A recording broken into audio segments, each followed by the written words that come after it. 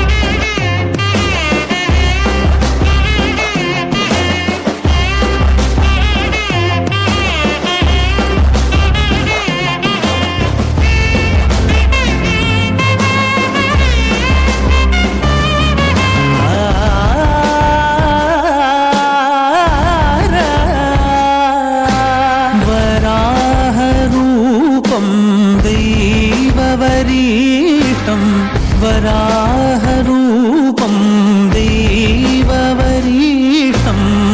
वरस्मितवदनं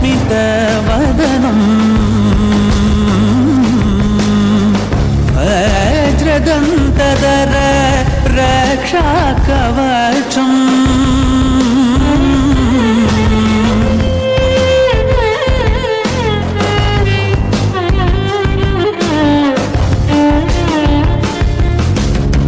शिवसम्भूत भुवि संजात ನಂಬಿದವಗಿಂಬು ಕೊಡುವವನೀತ ಸಾವಿರ ದೈವದ ಮನ ಸಂಪ್ರೀತ ಬೇಡುತ್ತ ನಿಂದೆವು ಆರಾಧಿಸುತ್ತ